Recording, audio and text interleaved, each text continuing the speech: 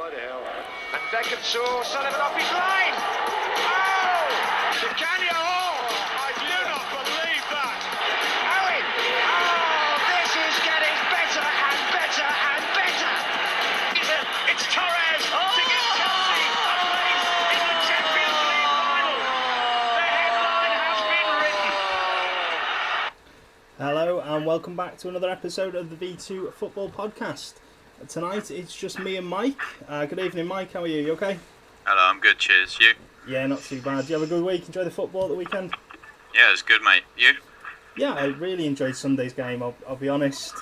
Nothing better than beating Man United. It cheers your whole weekend up.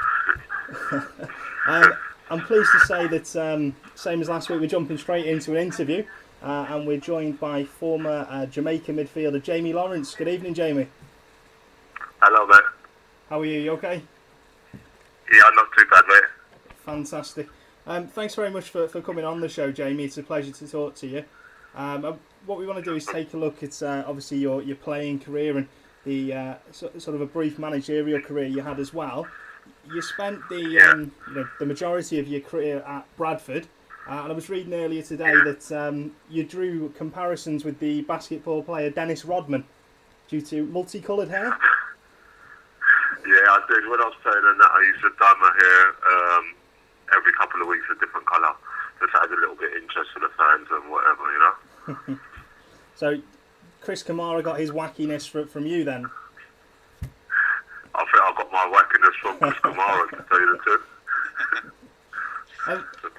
I mean, the move to Bradford in '97, was it a hard decision? It was about 50,000, I think Kamara signed you for. Was it a tough decision to move to Bradford? It was a tough decision at the time because Leicester City was established Premiership side at the time, and we'd just come off the back of winning the League Cup. So at the time I was umming and ahhing, but Martin O'Neill was very frank with me, and he said that he couldn't offer me first team football all the time. So I took that jump and went to Bradford City, which turned out to be the best decision of my life. Because obviously you played in the Premier League with Bradford as well during their 2 seasons. I mean, what are your memories of playing in the Premier League? Oh, well, obviously, at Bradford is getting them up into the Premier League, and then the last game of the season, the following season, we had to play Liverpool at home. We had to beat them. They needed to beat us to go into the Champions League, and we managed to beat them 1-0, which for Bradford at the time was probably equivalent of winning the Premier League. Yeah, I remember that game quite well. Heartbreaking last game of the season to avoid out on Champions League football. Well, I'm a Liverpool fan, so it was hard to play in that game, but obviously Bradford's where my heart lies now. I mean, looking at your career after your time at Bradford, your career sort of has bits and pieces of different clubs that represented Wigan and Walsall. When you look back on your career, do you wish you'd spent more time at Bradford? Well, it wasn't my decision to go from Bradford. Remember the money warriors and all that at Bradford, they had to let me go. They had to get me off the wage bill and all that. I was devastated when I left, and I went on record at the time saying that I wish I never left it. I knew at the time it's probably the wrong move and all that, but if it saved the club in the long run, then it turned out to be the right decision. Looking then to your management career, you managed Ashford Town for 2 seasons. I mean, is that something you always wanted to do, was to step the other side of the touchline, put the sheepskin coat on, as they say? Yeah, don't know about the sheepskin coat. Not the Ron Atkinson look, no? But I've always wanted to manage, and I still want to manage, but my managerial career at Ashford Town left a sour taste in my mouth in the end. That's why I said that I won't do a job now until it's the proper right job. At the time, it probably was the wrong job. I know I'm going to throw it over to Mike, because I know Mike's asked our forum members some questions, so I don't want to steal them from him, just in case I sort of get ahead. So I'll throw it open to Mike. He's got some questions from our listeners. Hello, Jamie. Hello, how you doing, man? Yeah, I'm good. Cheers. Yourself? Yeah, not too bad, mate. I've just got a couple of questions from one of our forum members called Hero. He says, whilst playing for Jamaica, you played against a Brazil side containing the original Ronaldo. How special was that game for you? Mate, well, at the time they was the world champions of the world and all that as well. And for me to go on the same pitch, especially coming from my background as well, and representing my country against them was like probably the pinnacle of my career. Okay. The second, and that's completely understandable. He was like one of the best players in the world, wasn't he? Probably he was the best player. Oh mate, he was. I still call him today the real Ronaldo. And also he says, where he asks, you run a football academy now to develop talent. What obstacles have you faced as part of that? First of all, I know a lot of these kids. They've been released from a lot of clubs, and they're very damaged, and confidence-wise and mentality-wise, they're damaged. First of all, I have to rebuild that, get them mentally tough, because you're going to get knocked in life no matter what you do. And then when I think they're prepared, then I try and put them into clubs. But when I first started, trying to get them into clubs was really, really hard. It took for me to have a few successes for people to start answering the phone to me now and giving me a chance and giving the players a chance. Well, that's my questions are answered. Thank you very much. I'll hand it back over to Paul again if he's got any more. No problem. Yeah, I wanted to touch on sort of your life before football, Jamie. And obviously, I know you spent a little bit of time in prison, and you described yourself in an interview with the Daily Mail as a one-man crime wave. How big an impact, when you look back now, did that have on you? Well, what happened in my life, like, my mum and dad went back to Jamaica when I was 17. Come from Battersea, South London. And then obviously I was trying to work, but the money I was getting, I had to pay rent, and I never had no money. And the only way I knew was to end up start doing crime. I got 3 years first. I got parole first time, come out after 3 months, then I got arrested again. I got 4 years, which turned out to be the saviour of me. I come into contact with a prison officer called Mr. Walder, who actually said to me that he thought I had ability and he thought that I could be a professional footballer. The prison then started letting me out every weekend to play for a semi-professional side, and teams started coming to watch me. At that time now, then I was thinking that if they believe in me, I'll start believing in myself. And teams started watching me come out, had a few trials, and then ended up having a trial at Sunderland and signing at Sunderland, which turned out to be the best thing I could have done at the time.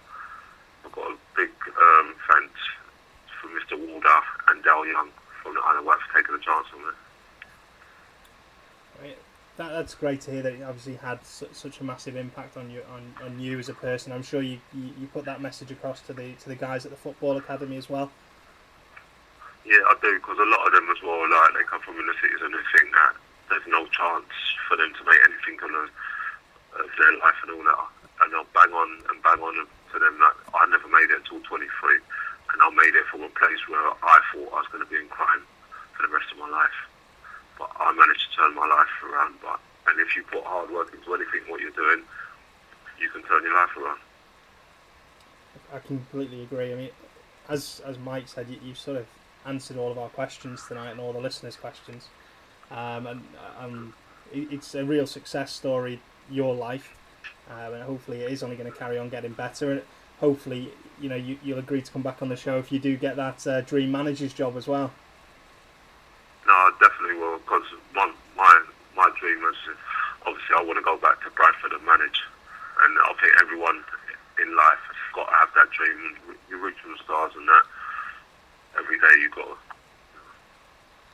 to. Well, it's been a pleasure to talk to you, Jamie. I'm sure Mike agrees with me.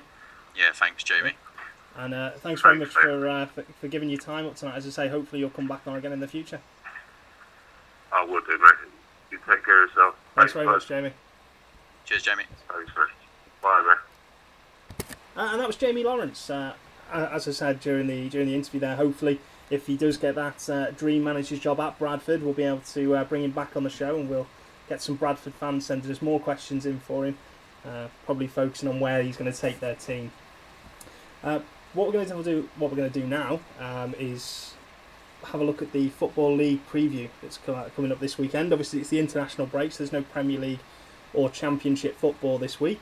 But the three games we want to focus on are Crewe versus Peterborough, Bradford versus Brentford, and Burton versus Oxford. Different from last week, none of these are in our Super 6 competition. But having a look at Crewe versus Peterborough, how do you see that game going, Mike? Not really sure, to be honest. I mean, both good sides. I think I'll say Crewe. I think Crewe will take it probably 1-0, perhaps.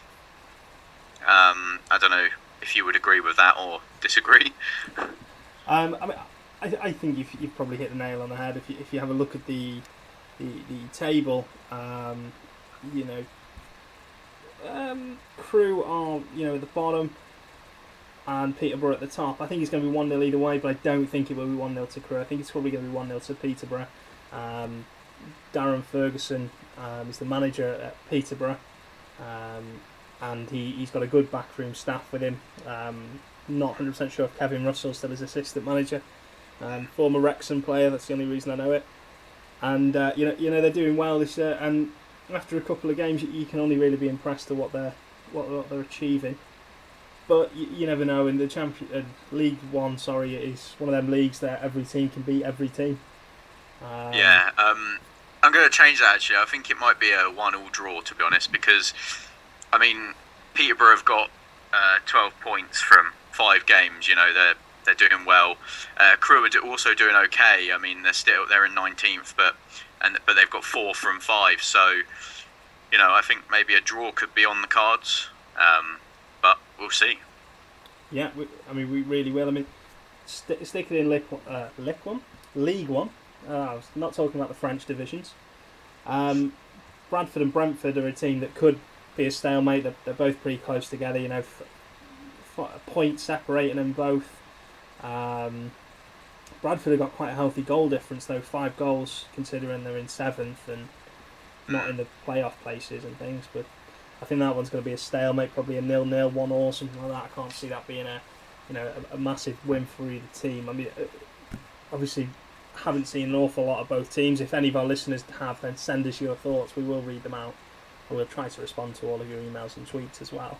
Yeah, I mean, I must admit, I'm the same. I don't think I've seen much of the Football League this season so far, but I do plan to continue watching trying to catch some games and stuff at some point as well if I can. But I think you're right in terms of the Bradford-Brentford match. Like with Bradford's goal difference, and everything. Yeah, I mean, I think just moving on to the other game, which is Oxford versus Burton. That's the game of the weekend for me. If you ignore all the international football, that is the game of the weekend. Oxford are second on 11 points, Burton are third on 11 points. That's a real, it's a statement game, that one. 6-pointer, as they call them. It's a chance to really put a statement out there to say that we're the dominant team going for promotion this year. And they've both got decent enough squads that there won't be any trouble this year. And they're both two teams, actually, having watched a little bit of Conference League 2 football last year when Wrexham were pushing for promotion just to see what we'd be up against. They're two teams that I'd like to see go up personally. Yeah, I think I tried to follow Oxford quite a bit because they're quite a local team to me. So yeah, and I think you're right. They're both very good both got good squads. So yeah, both promotion candidates. Would you say? Yeah, I think you can. Yeah. It's difficult to call so early into the season. We're only 5 games in. But when you look at two teams and you look at how they perform over the first 5 games, I think that does give you a very good insight. And I think you have to say, excuse me, that both of those teams will be there or thereabouts come the end of the season, be it playoffs or automatic promotion or even just missing out. They will be there or thereabouts at the end of the year. But I think you're right. I mean, we probably wouldn't be able to tell the listeners or each other, where every team is going to finish. But that's the beauty of these leagues and football in general, But I think you're right in terms of the early signs. It's the intent, isn't it? Both teams look like they're intending to challenge for promotion. Yeah. And that could well be, they could be in similar positions come the end of the season. At the moment, they're in second and third, respectively. So, but the other way round. But yeah. Well, that's it, isn't it? Whatever happens, I think this season, League 2, League 1, and the Championship, they're all, there's no nailed on teams. You sort of sometimes get a feeling, but basically what we're telling our listeners today is we haven't got a clue. So if you've had a bet this season, then fair play. I wouldn't be putting my money on any teams in those divisions because I haven't got a clue who I think is going to go up or who's going to get relegated. Yeah, I mean, I did catch, I know I was saying a short while ago that I haven't managed to catch any matches, I don't think yet. But I did watch a fair amount last season, more so the Football League show each Saturday, or most Saturdays.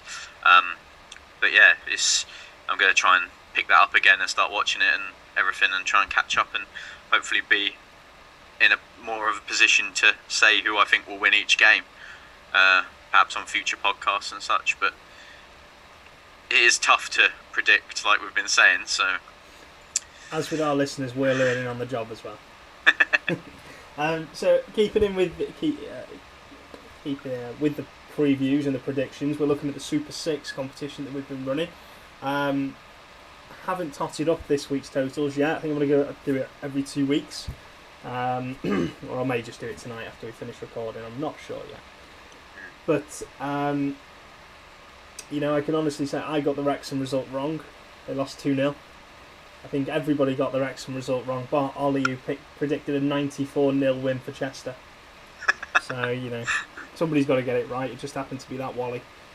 Anyway, this week's games for the Super 6, we've gone with Macedonia versus Wales, MK Dons versus Swindon, Burton versus Oxford, England versus Moldova, and we've got two, dark horses in here that we haven't got a clue on. So if any of our listeners get these right, congratulations, we'll send you a prize through the post, I promise. Maybe another Graham Lasso book. I'll speak to Chris. Whitehawk versus Basingstoke, and Airbus UK versus Newton. So, as with every other week, send your predictions to football@v2journal.com or send them in to Chris, who runs the Twitter page, which is V2Football. Have any of those games stood out to you that you can pick a winner already, Mike? I think MK Dons will win against Swindon. It's nothing against Swindon, but it's I think MK Dons are a strong team, as are Swindon. But yeah, I think MK Dons will win that. I've put down 1-0, a 1-0 win for the Dons. So, and again, it might be a little bit biased because they're quite a local team to me, but and also I've gone for the England game, which stands out most to me, probably the most to me, as 2-0 to England. And also Wales as well, I've put to win 1-0 against Macedonia. Gareth Bale to get the goal, do you think? Celebrate his big move with a goal for Wales? Possibly. Kiss the badge again? There were thoughts that he might not be playing though, as he's still got a slight injury, hasn't he?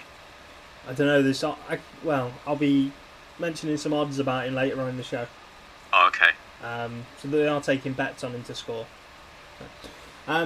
So moving on, it's time for the transfer of the week.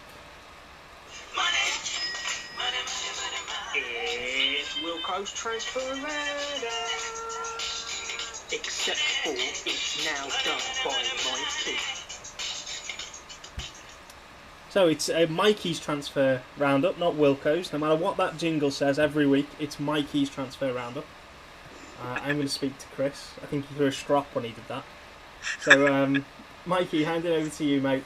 Big week in the world transfers with the deadline day. Jim Watt has gone back to his cryogenic tube for 6 months.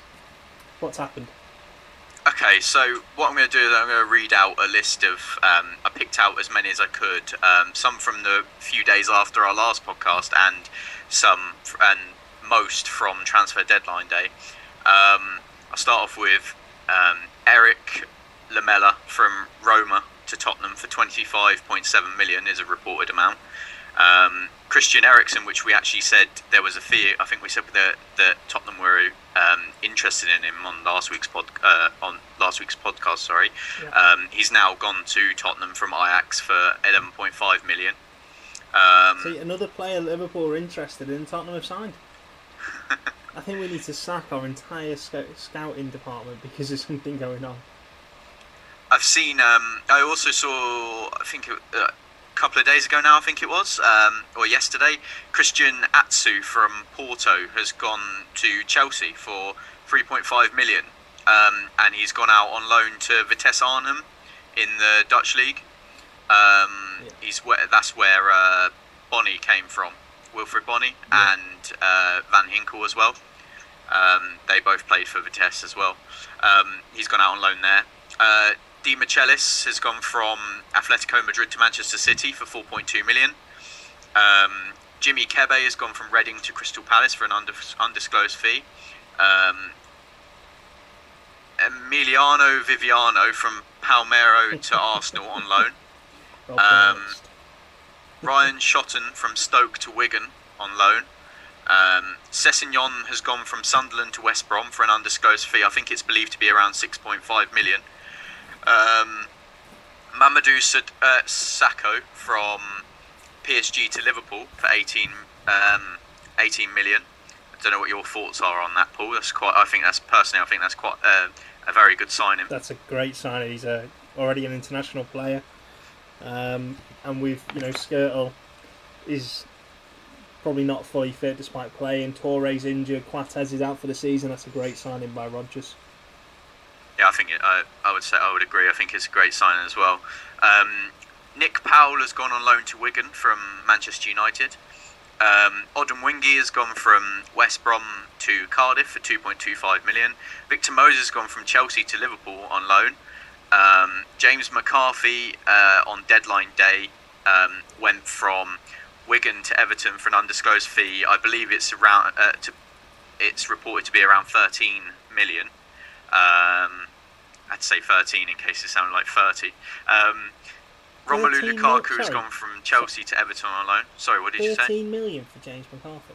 I think it's 13 million. I think. Oh my god. Amal Fitano has gone from Marseille to West Brom on loan. Victor Enichebi has gone from Everton to West Brom for £6 million. I believe. I don't know.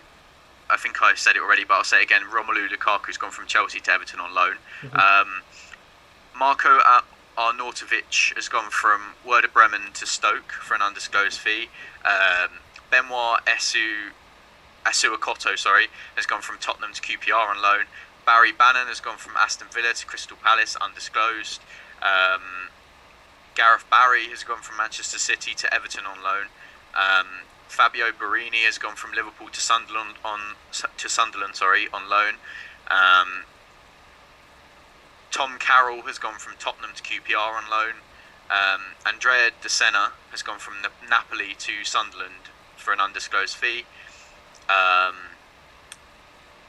Marouane Fellaini went from Everton to Manchester United for £27.5 million on deadline day. Here's another Liverpool signing, Paul. Thiago Ilori from Sporting Lisbon to Liverpool. Yeah. Stephen Ireland has gone from Aston Villa to Stoke on loan. Cameron Jerome from Stoke to Crystal Palace on loan. Kaká has gone from Real Madrid to AC Milan on a free transfer. Kaká, that's a fantastic signing, to be honest. Free transfer. I read something about it the other day. I think it was on deadline day itself. AC Milan bought him for 13 million when they first bought him. Yeah. Then they sold him to Real Madrid for a combined 60 million. Was it 40 or 60 million transfer? Yeah. And now they've got him back on a free transfer. Yeah. Which is quite interesting. And Kaka is, he was one of the, didn't he win the Ballon d'Or one year as well? Yeah, was it the year before he moved to Madrid?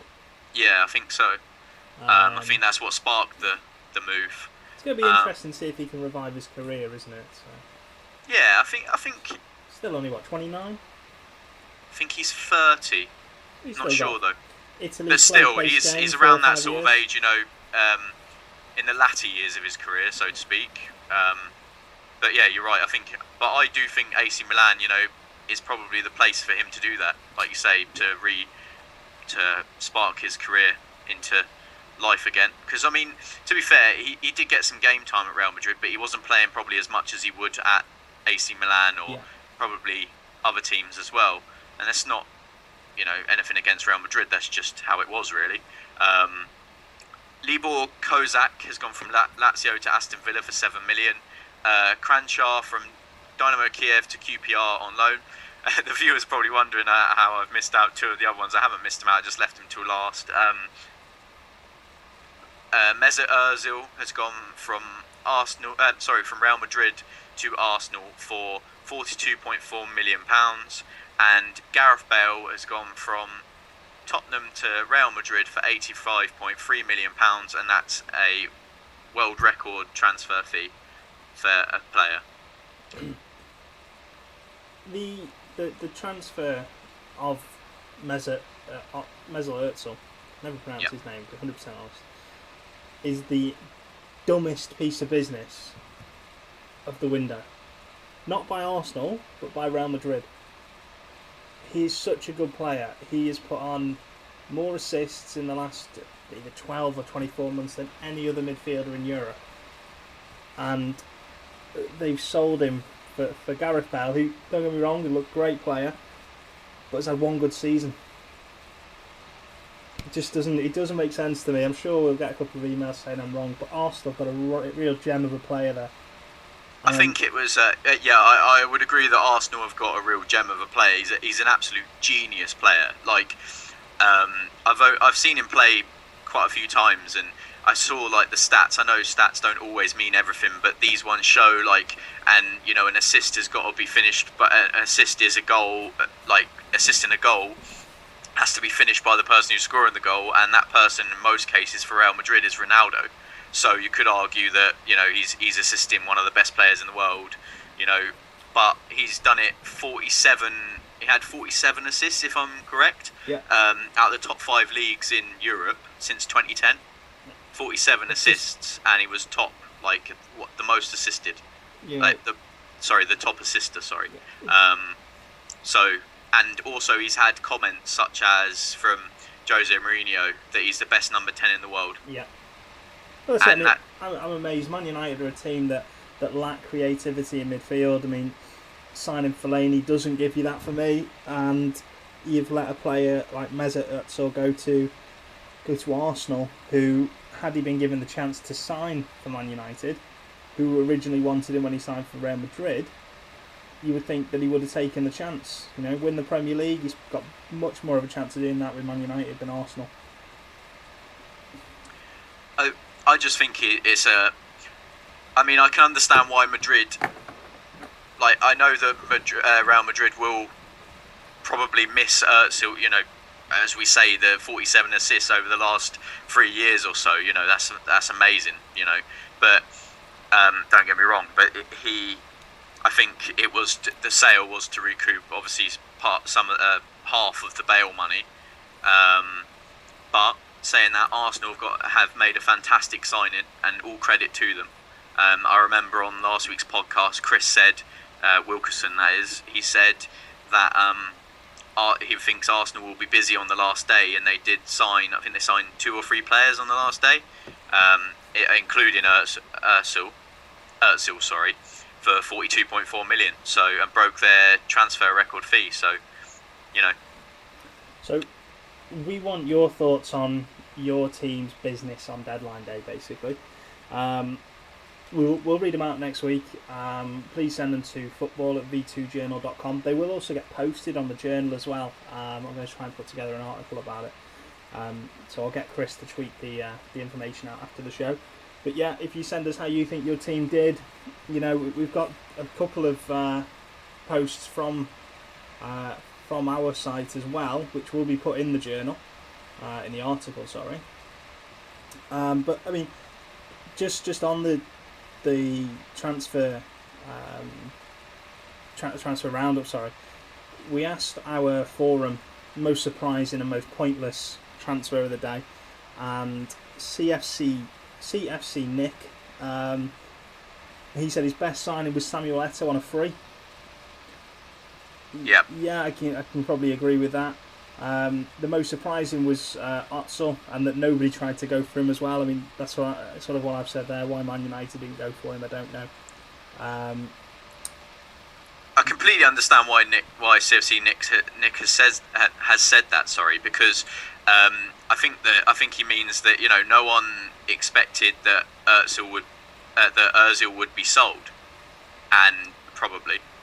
Do you think that? I mean, yeah, like maybe. no one thought that Real Madrid would probably be interested in selling him, but after the Bale transfer, that they probably thought, hang on, we've been offered 42 million. Let's go for that. Oh, I can see why they've done it. It's like you say, to recoup the Bale fee. I just think Özil is a proven player, whereas I still think Gareth Bale's had one good season. It was only 2 or 3 years ago that Tottenham were going to offload him as a flop. I hope he performs well. I really do, because I like Gareth Bale as a player. If you take the diving out, he's a fantastic player. I love Gareth Bale. Like, I love Gareth Bale as a player and everything, and he seems like quite a nice chap as well. Like, but it just seems he's been fantastic in the Premier League, and he fully deserves his move. And you're right, and I wish him all the best. To be honest, I think he'll be able to. I personally think he'll be able to do the same as he's been doing in Spain as well. So, the interesting one will that be first free kick. There'll be a fight over Ronaldo and Bale who's taking that free kick. It's great to see. I think Ronaldo. I think Bale will probably let Ronaldo take it. He said in his press conference, didn't he, that Ronaldo's the boss. Yeah. I just want to see a Kieran Dyer, Lee Bowyer type incident between the two of them. I think it would be absolutely hilarious if we got to see it, and it's something that I don't know how Perez would react to that, but I think it would be hilarious. Nick also said his most pointless signing was Victor Anichebe by West Brom. His comments is his record is atrocious, he's clumsy and always seems so surprised that he's got a chance, and when he has time to use his brain he fluffs it. West Brom would do better with Adi Akinbaye. I think I can see Nick's point. Personally, I think that Anichebe will still do it. He might not score as many goals as probably he might not score as many as some strikers might score, but I think he'll hold the ball up well. He's strong, and he'll be able to. It just depends on what sort of style West Brom play with him in the team. So if they play the same as they did with when Lukaku was in the team, I think he'll do a good job, to be honest. Ollie, give us his thoughts on the transfer roundup. His best transfer of the summer is Leroy Firth, £4 million to Norwich. He says he won't be with us long, he's far too good. His worst transfer again was Victor Anichebe. He says you could get 3 meat shoes for that. I literally laughed out loud when I saw this. Well, don't worry, Ollie, we literally laugh out loud every week we see Michael Turner on the team sheet. That's another email that's coming in. His most pointless transfer is Carlo Nash from Stoke to Norwich. He gets very upset when Norwich sign players he doesn't like, doesn't he? Crimey, big Liverpool fan, his best signing was Mesut Ozil. A lot of money, but great to see Arsenal splashing the cash and signing a world-class player rather than selling one. I think Arsenal still had a really bad window, but this signing was excellent, and it's almost the cherry on top of the cake, except Arsenal forgot to make the cake. That's interesting points, really, because Arsenal probably could do with another player or two, but they're great going forward. I just think they're dodgy at the back. again, the worst transfer was an Ichibi. A possible £6 million spent on a pretty useless striker who very rarely scores goals and doesn't have an all-round game. He's only 25, so hitting his peak rather than being one for the future. Spending a high loan fee and the wages of Lukaku just to have him for a year would have been better. And his most surprising transfer was Stefan Sessegnon. Surprised that West Brom spent £6 million on another player. Surprised Sunderland sold the player who's arguably been their best player for the last couple of years. I'm not sure it's a great move for anybody, to be honest. They will need him to be a lot more consistent to justify his price tag.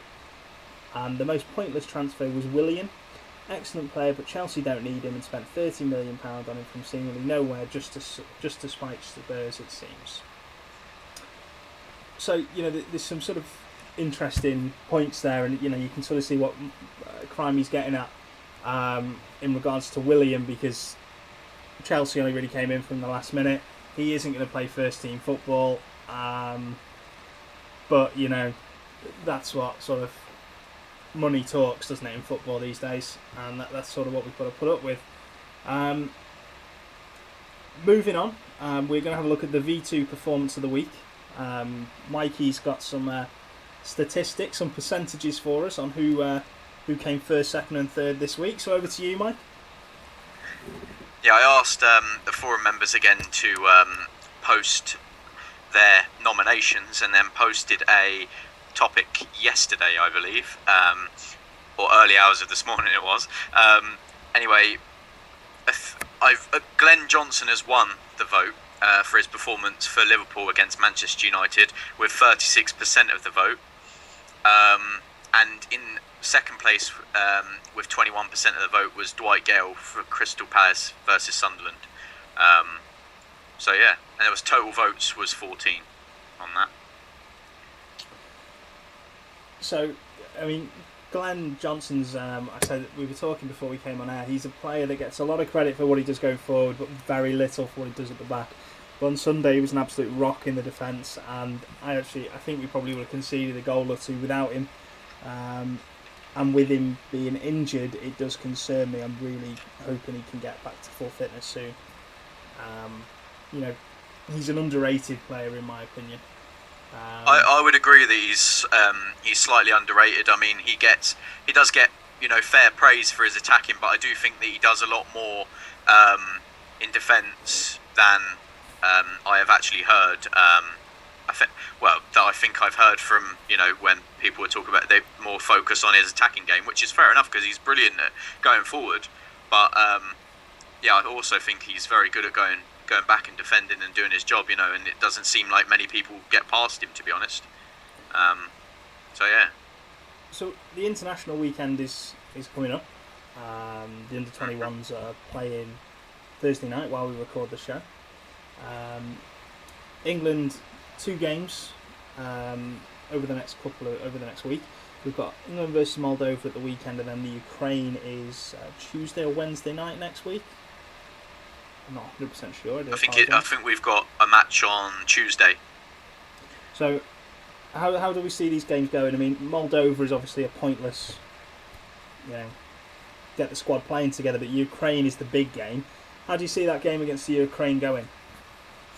Well, I mean, they're a strong side. I mean, but I do think we will still win the game. I think we'll edge it in the end. I think we'll probably win 2-1. I think Ukraine will might get a goal against us, and then I think we'll end up winning. Also, Ricky Lambert's getting a start against Moldova tomorrow. Yeah, Daniel Sturridge has pulled out with his injury, hasn't he? That's flared up. So. Yeah, I'm happy for Ricky Lambert. You look at where he's come from. He was in a chicken factory 6 years ago, less than that, I think. And Jamie mentioned in his interview before that if you've got that dream, you can achieve it. And Ricky Lambert is another one of those guys that when you look back at his story and what happened previously in his life, while not as sort of drastic as Jamie's, Ricky Lambert's has been just as his rise has been just as meteoric, really, from a guy who's playing League 2 football as it is now to bossing a few Premier League defences around and playing for England is a big jump. It's a bit like the Mike Bassett scene when Benson and Hedges get called up. It's a fantastic story. It really is. I mean, I remember seeing at the start of last season. I saw that Southampton got promoted, and their first season in the Premier League was last season, and he was there. I heard that he was the main reason, part of one of their key players in getting promoted from from League One and the Championship, and that's back to back promotions. And then in the Premier League, like you say, he was doing a great job of getting goals. He helped to keep them up last season, and I think he'll continue to do it, and rightly so. There was some calls for his. I saw some people saying it. Why not give Lambert a try? Why not try him out for England? Why not give him the opportunity? And then our recent game, he's given the opportunity. He scores with his first touch. It's brilliant. Really is. So tying in with the England game, the international break, Chris isn't here this week, as you're aware, to give us his odds. So I'm going to have a quick look at that. Obviously, it's all done through William Hill, due to our association on the site with William Hill. There are other bookmakers available. Oddschecker.com is always quite helpful. Not that I use them or I'm promoting them, but there's a couple that have really caught my eye. I think Northern Ireland are probably a good bet at 9-1, having beaten Portugal away. That game's on tomorrow night, 7:45. 9-1 is decent odds for them to get a win at home. You would have to, you're a brave man to put your money on it, but it's happened once, it can happen again. The other one that's probably just caught my eye a little bit is the draw England-Moldova, which is 12-1. You'd have to sort of think England won't be at full tilt tomorrow, tomorrow, 8 o'clock, and they may struggle to get into top gear, and again it could end a 1-1 or a 1-1 0-0 game, and 12-1, 10 quid on that. I'd say again, that isn't a bad bet, and you will get a £10 free bet with William Hill if you go on the site. There's a link on there, click the link, sign up, deposit 10 quid, and William Hill will match it. So even if you stick your free bet on one of these daft odds that I'm giving you here, it could be money in your pocket, which is free money. The only other one really is Finland, Spain, 12-1. Again, stick a free bet on it. You never know; it's not going to happen, but it's a free bet. So we've had a look at the tips. I'm not as good at betting as Chris is. Chris is. I'm not saying he's an addict, but he's not here to defend himself either. So, it's the way it is. Again, it's the little the digs between between Paul and Chris, and Chris isn't even here to defend himself. You can imagine him sat in a room, can't you, having digs at me, just nobody can hear us. I can just imagine him having little digs at you while he's listening to this. So it's time for the question of the week. Before we do the question of the week, though, I want to see if Mike has had time to find out how many trophies Pep Guardiola has won since Arsenal last won their own trophy. Just to clarify, the question was trophies as in team trophies, not as Owen pointed out. Well, he's won millions because he's won Manager of the Year and stuff. That's not a trophy, that's an award.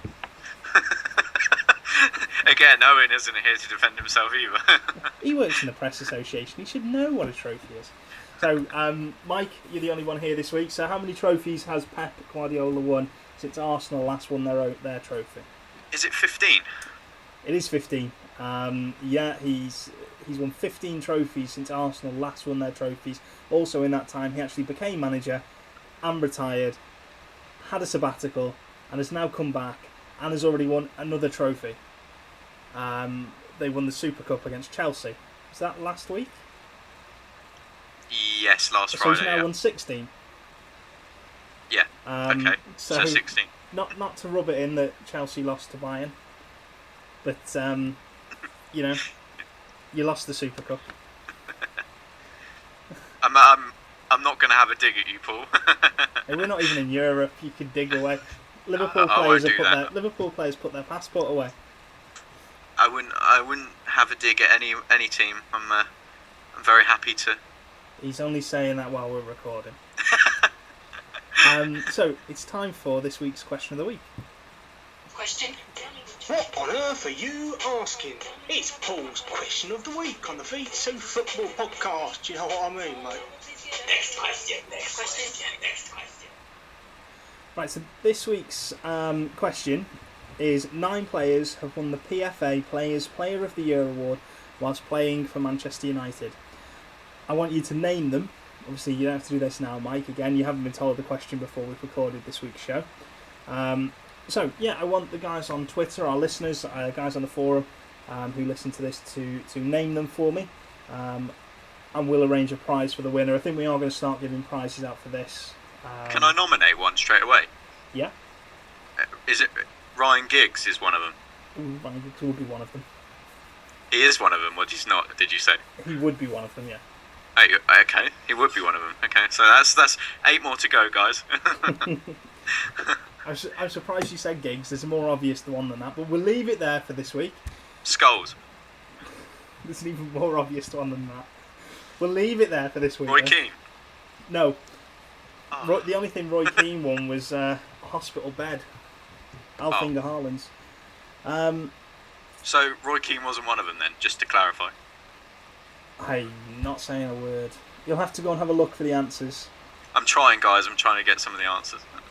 So send your answers to football at v2journal.com or tweet them to Chris at V2Football or post them on our forum 606v2.com. Remember, if you're going to use any of the odds that I've told you to put on, which are stupidly long shots, you'll get a free £10 back through William Hill when you deposit £10. New customers only if you follow the link on the website and follow the step-by-step instructions that are so simple. Even Wilco's done it with several different accounts. Yeah. Oh, can I just quickly jump in, Paul? As I try not to offend anyone on the podcast, I just wanted to say that with regards to what I was saying about Anichebe and Lukaku earlier, I meant that Anichebe would could play a similar style because of his strength. He might not score as many goals as Lukaku, but that's what I meant. Thank you. I just wanted to clarify that. See, Mike is the nice one of us. I just want to continue trying not to offend anyone. I only try and offend Chris. Chris tries to offend everybody who doesn't support West Ham. I think it's just between. I think you and Chris have a nice little bit of banter going on, Paul, and it doesn't offend each other, does it? No. It's all friendly. It's all friendly till we're until off you get off air. Yeah. So thanks for listening to this week's show. Any feedback is always welcome as well. Send it in an email. The email was mentioned before, and we will be back next week. We're hoping to have another guest lined up. We're working hard on that one behind the scenes at the moment. That's where Lapo is tonight. He's whining and dining this person. He did tell me it wasn't a date, but when I saw him, he had a bow tie on. He tucked up, I'm telling you. And he's putting the work in. Can't fault him for he that. had a bottle of champagne and a box of chocolates. Well, don't know what. He'll listen to this tomorrow and just wonder what we're talking about. And Chris Wilco isn't here tonight because he's jello wrestling again.